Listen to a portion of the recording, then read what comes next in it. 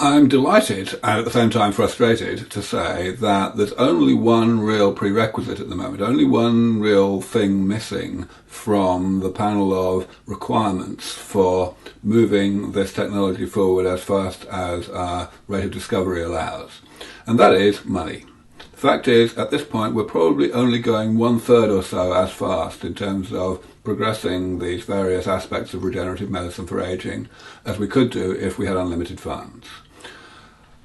The other two aspects that I like to highlight that we need in order to actually get progress to be made as fast as possible are already in place. One of them is to have a plan. Of course, we have got SENS as a detailed, very concrete plan for how to actually combat aging with medicine.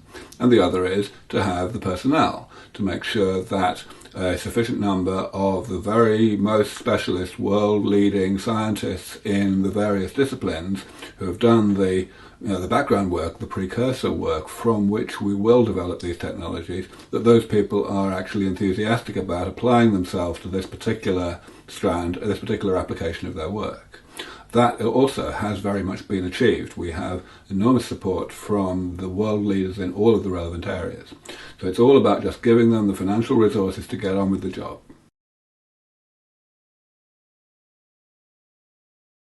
Another piece of good news in this area is that the amount of money that we actually need in order to really be going as fast as we possibly could, so that the actual rate of scientific discovery is the rate-limiting step, is only about $100 million a year. A really tiny number. That's like, 1 or 2% of the budget that's spent on medical research in the USA, for example.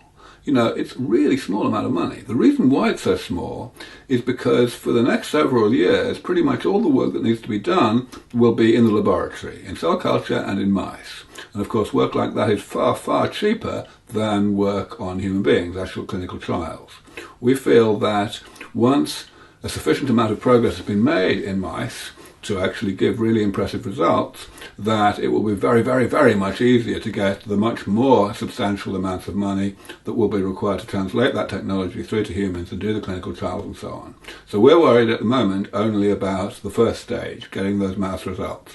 And that really could be done with $100 million a year. Even $30 or $40 million a year would be enough to go nearly that fast. There would be less redundancy, there would be less ability to work on different parallel approaches to the same problem in various cases throughout the spectrum of things we need to work on.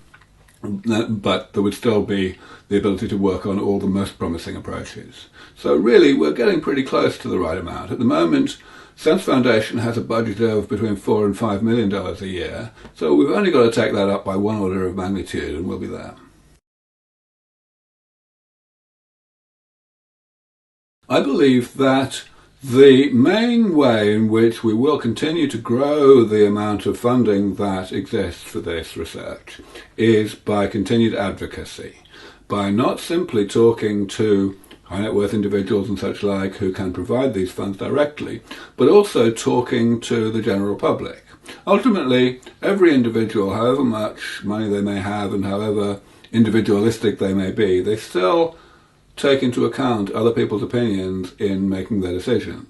And so sometimes that means people that we don't get a chance to talk to directly.